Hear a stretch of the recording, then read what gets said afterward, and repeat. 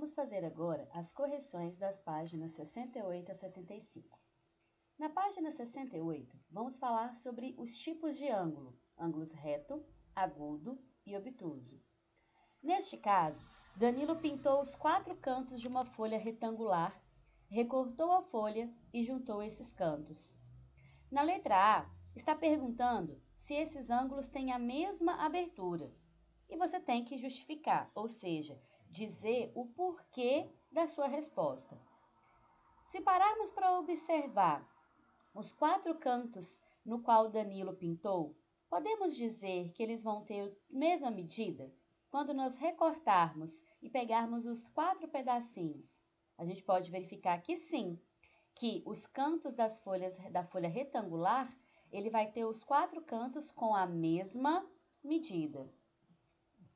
E aí, vem falar sobre os giros.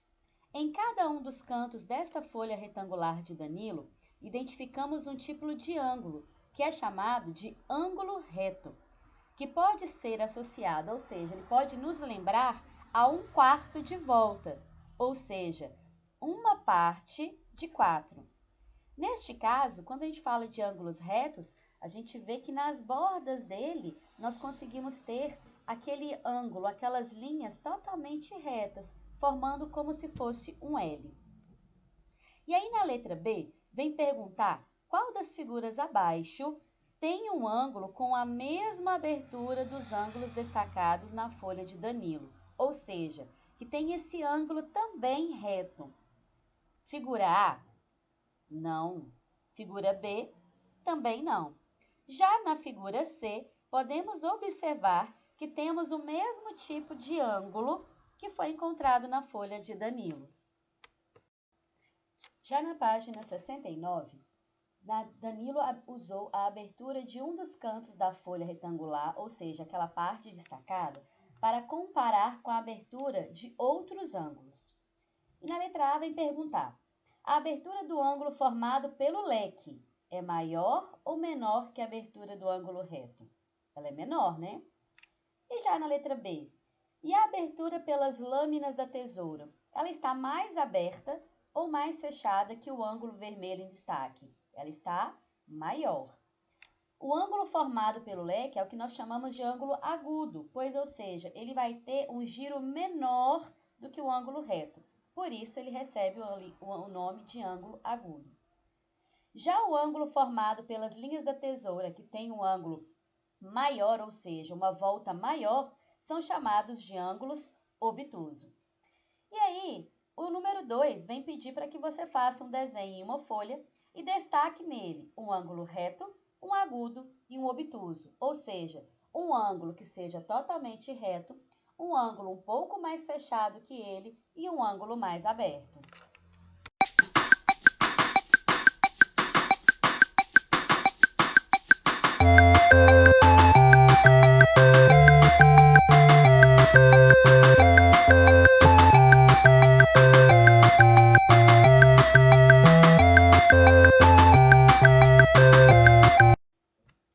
Na página 70, vamos classificar os giros das canetas em ângulo reto, agudo ou obtuso. O primeiro giro de 1/4 de volta chamamos de ângulo reto. O giro de mais de 1/4 de volta chamamos de ângulo obtuso. E um giro de menos de 1/4 de volta vamos chamar de ângulo agudo. No exercício número 4, pede-se para classificar cada um dos ângulos destacados em ângulo agudo, obtuso ou reto. Eles estão destacados em verde, olha só. O pico dessas montanhas aí, vamos classificar na letra A de agudo. E a parte dos pés e a base da mesa? Nós temos aí um ângulo reto. E da pipa, na parte de baixo dela, temos um ângulo obtuso.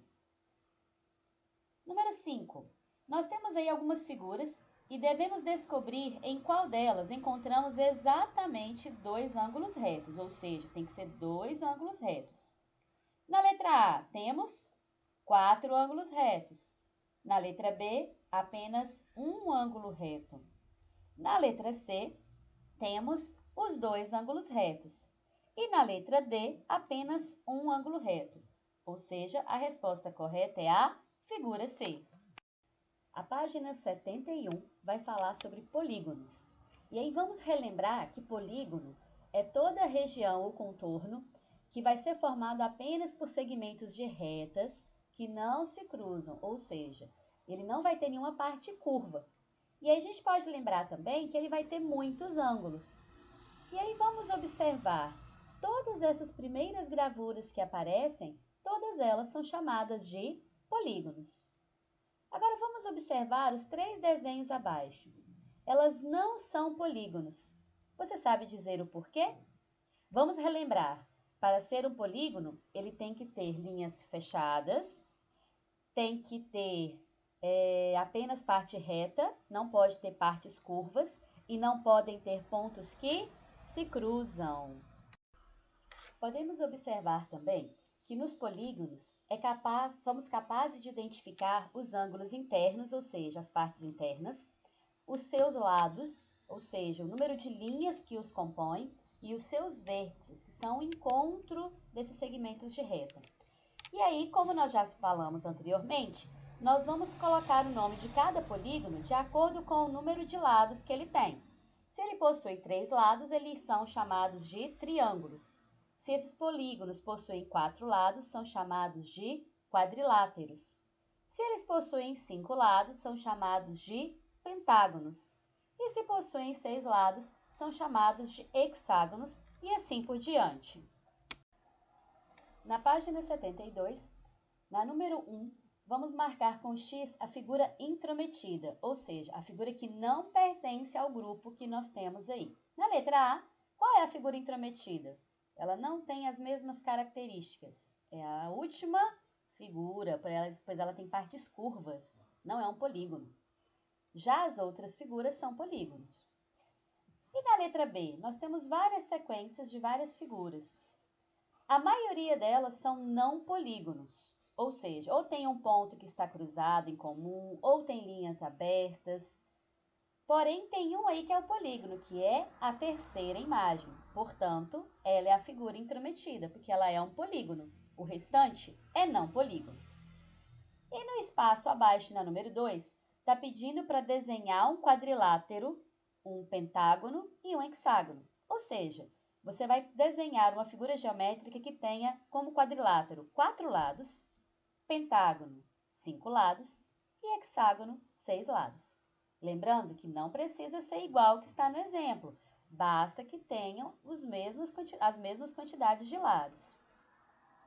No número 3, você vai completar com o número de lados, o número de ângulos e o número de vértices dos polígonos que estão na tabela: triângulo, quadrilátero, pentágono e hexágono. E podemos observar que existe uma regularidade. Vamos perceber que quando nós falamos de polígono, o número de lados, o número de ângulos internos e o número de vértices sempre vão ser iguais.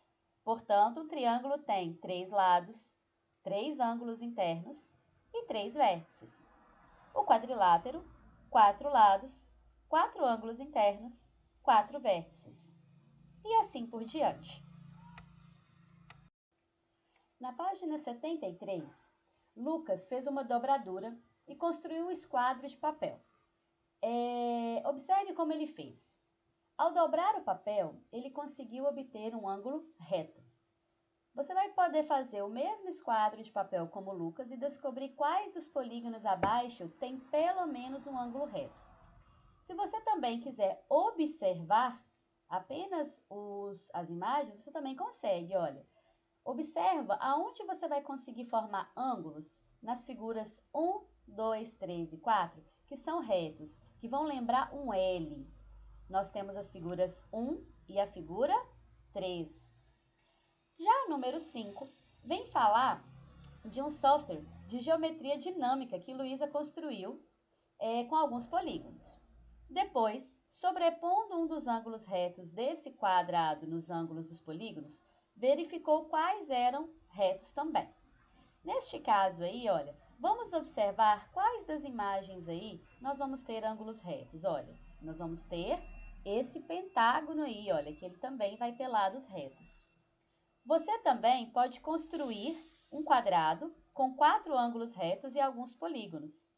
Você também pode ver que alguns polígonos que podemos desenhar, dependendo da abertura, vamos poder formar ângulos retos, agudos e obtusos. E para finalizar, as páginas 74 e 75 propõem um jogo O que é o que é. Você ia utilizar o seu material complementar, que são o tabuleiro, as fichas e marcadores, para poder observar e descobrir as cartas embaralhadas, as peças do tabuleiro e descobrir o nome das figuras e formas geométricas. A partir deste jogo, você ia responder a página 75, aonde, no número 1, está perguntando: quantas figuras geométricas planas representadas no tabuleiro? E quantas figuras geométricas não planas? Bastava que você contasse. Temos então neste tabuleiro 18 figuras geométricas planas e 12 figuras geométricas não planas.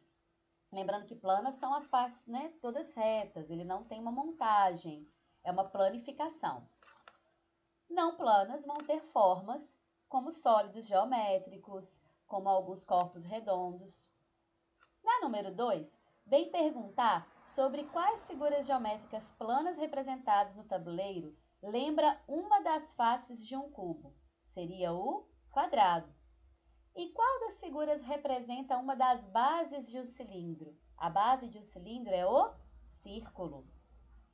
Na número 3, vem dizer que na carta está escrito: uma cédula de dinheiro se parece comigo. Você saberia como descrevê-lo de outra maneira?